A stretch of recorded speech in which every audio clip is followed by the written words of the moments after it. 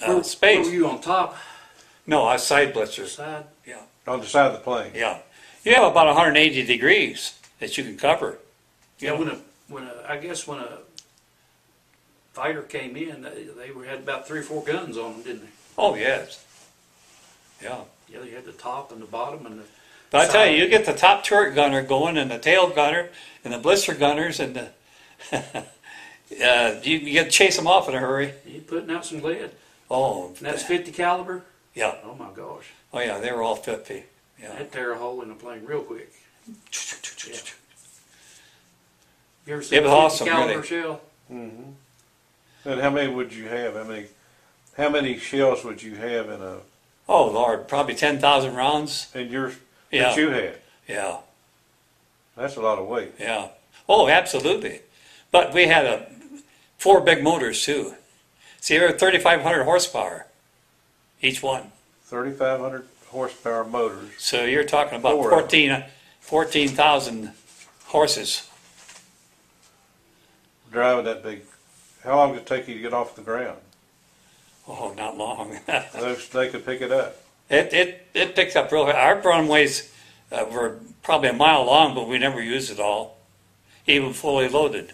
And we had a 500-foot drop-off in Guam, straight down to the ocean at the end of the runway. So at the end of the runway, If you're not airborne, you're in trouble.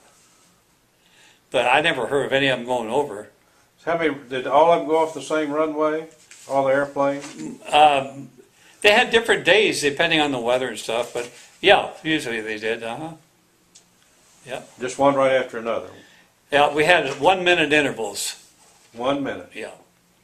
And how many would go off in a flight? Take off in one flight Well, for a bombing mission?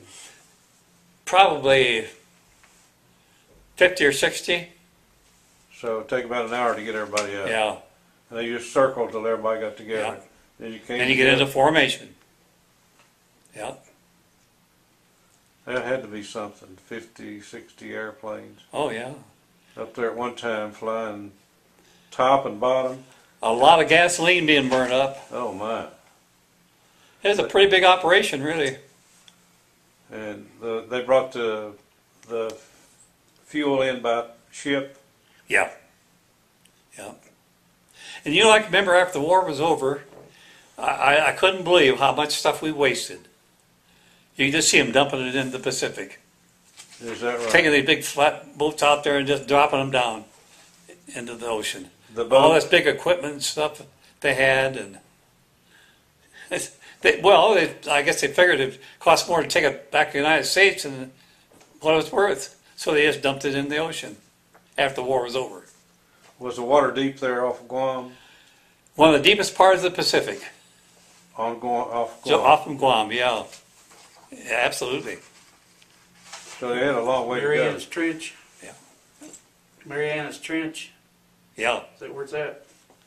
Yeah, the ocean was pretty deep around there. I never knew how deep, but it was. I heard it was one of the deepest parts of the Pacific. Yeah, like you say, they'd never find it after they dumped it. So did you all fly, where'd you leave from? California? When we went over? Yeah. Yeah, You San took- Francisco. So you flew out of San Francisco with your beautiful I'll never airplane? forget it. I'll never forget it, Dewey. We left up in, I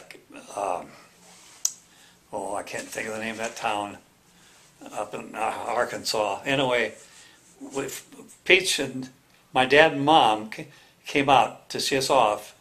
They knew we were heading for overseas, and we took the train to San Francisco. And then we picked up our plane there and flew from there. So had you been on that plane, or is that's the first time you saw it when you went on it? Oh yeah, because we trained in B-17s, Oh, really? B-24s. You didn't train in a 29? No, I was never on one until we got overseas. Oh, really? No, And where'd you learn to shoot the gun?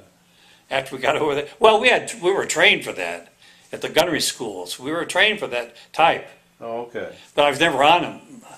So when you got on that big airplane, you got down in your... Did y'all ride have to stay in that belly? Is that the only place you had to ride on the plane? Yeah, That's the only place you had to Yeah. ride. It's set down in the, down kind of low. I mean, the floorboards were up above me. I'm sitting down in. So you had to ride all the way from California Yeah. to Guam, and that. What about when you had to pee or go to the bathroom? Oh, we had a place to go. In the plane, in your. You go you go the best way you can go. Oh, you did. No, we didn't have no toilets. No toilets on those. No. Planes. So if you're going out on a flight from Guam to Tokyo, how long would it take you to go up over and back? The round trip, let's see, was from where we were living there. It's about 750 miles one way, so about 1,500 miles round trip. 1,500 1,500 miles round trip. Yep. to go to Tokyo and drop your bombs and or whatever. It took us over Iwo Jima. That was our focal point. Iwo Jima, and then Japan. And that would take how long to go over there and back? Well, we would cruise at about 3.25. That's about cruising speed for the B-29. 325. So you can figure up how long it would take. So that was a long time to hold yourself. Well, no, we had relief tube we could use. Yeah. Went out into the atmosphere. It went outside. That's what they call relief tube. Those were the days. And could you sneak a beer on or something to drink on, or did you? No. What about eating? You didn't eat anything from it. They had I tell you what, you don't have much appetite when you're in that thing. They had the Don there. They had a place to keep it hot, and when you got a smell of that, you could almost heave your insides out. You know, with the air motion and everything, you couldn't eat anything. It was just hard to. I never ate it. I never ate a thing on any of those trips. I waited till I got back. And water? You drink water? Yeah. But when you're in motion like that, they don't ride like the modern planes. You could feel them. Oh yeah, Vibration. yeah. So I don't know how any of the guys ate. I don't think many of them did. I never ate anything. No way. You just don't have any appetite. Well, you know, that's a life that hardly any people ever experienced in their life. Oh yeah. Just a handful. You know, we lost a lot of men on Iwo Jima to take that island. We lost, I think, about 35,000. 35,000. Yes, sir. To take. That was one of the bloodiest battles of the war. A lot of people don't realize that. The Japanese were dug in there so much. They had tunnels all over that island. That's a fact. All over the island. And in the It's just mountains, honeycomb with tunnels. So why did we need Iwo Jima? In case we had planes that were all crippled, we had a place to land. Oh, okay. It had a landing strip. And it saved a lot of our planes too. They could come back if they shot up and. But see, landed. before they just go down in the ocean if they had trouble. Like if the wing was shot up or maybe a couple motors were in bad shape, they'd never make it back to Guam before they took Iwo Jima. So the Marines. So it saved a lot, but yet that was a lot of lives to lose too. That was the Marines took Iwo Jima. Yeah, The Marines. yeah, that was, I think, the 3rd and 4th Marine, I believe, division, I think it was. The 3rd Marines they saw a lot of action, and so did the 4th Marines. Yeah, that was a place where very few of the Japanese survived. They fought to the death. Oh, absolutely. Yeah. Well, and they saw they weren't going to make it. They even had jumping off the cliff, Yeah. committing suicide. Well, no, I read once where too that when they were on Suribachi there, they could hear explosions, and they went back in those caves where they were in. They dug in, and said when they thought they were going to get captured, they just. Now you're talking about Iwo Jima, right? Yeah. Yeah, They just put off a grenade and killed themselves. they're the most fortified of all the islands during the war. I mean, they were planning on fighting One to end the or death. other. Yeah, it was just nothing but little tunnels they dug through. I was never on it during that, but I know I've talked to guys that were, and they said it was just unbelievable how many were dug in there. Just waiting on. I mean, our guys didn't have a chance there for a while. They were just shooting them like, ducks out there. Like I said, we lost about 35,000 men. And you dropped a lot of bombs on Iwo Jima? Oh, yeah. They Yeah. were so dug in, the bombs didn't. Well, no, the tunnels were so deep, it wasn't hurting them at all. But it was hurting other things around the island. Yeah, that was, we lost a lot of men on that one. Sad.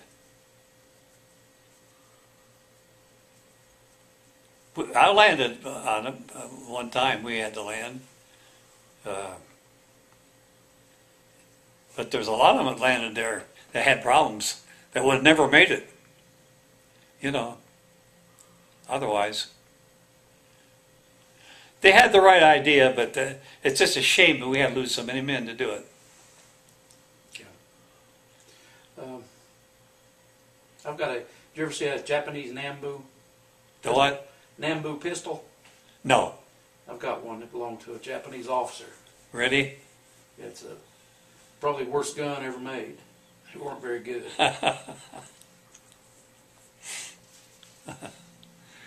Boy, I still enjoyed aggravating them after the war was over. I hated them. Everybody hated them. They're animals. Just animals. That's all they were. They sat there and grin at you. They were actually making fun of you when they were grinning at you. You just want to go over there and just let them have it. But like I said, they're a different tribe now. They're not. Yeah. So, They're different. Where did they keep them incarcerated after the war? For quite a while, yeah. Right there on that island. Yeah. That was just one place. They had them all over. Prisoners? Yeah. Did they have prisoners while you were flying? Yeah. Oh, yeah. They just kept capturing them, putting them. Yeah.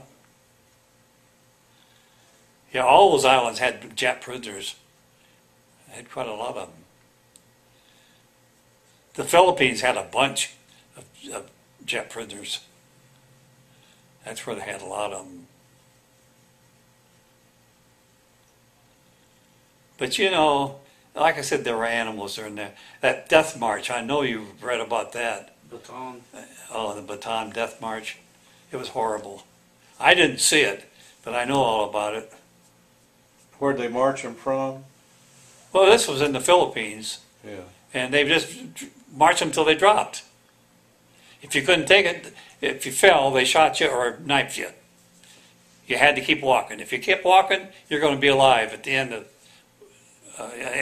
their trail. Otherwise, they'd shoot you.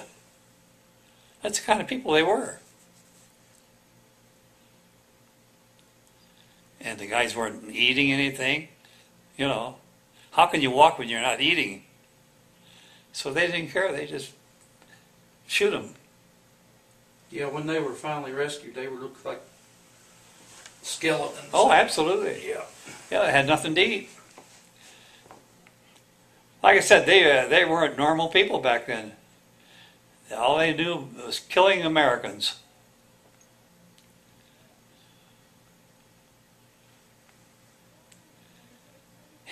It's funny how it hangs with you. I eat out quite a bit with some friends of mine there in Blairsville, and we go to this one place where there's a Japanese waitress, and I won't even eat at her table. And that's stupid, really. It's not her fault. But I don't know, there's just something in your back in your mind that you just still don't like them. Yeah. Well, it was a bad experience. It hadn't been all that long either. In 70 years since the war? Yeah. Al Malbeck, he gets a kick out of that. I said, I'm not going to eat at her table. Well, let's see, the war ended in 45. That's 65 years Since now. since it was over. Yeah, I was born 2 weeks after the bomb was dropped. Really? It was dropped, I think, on the 12th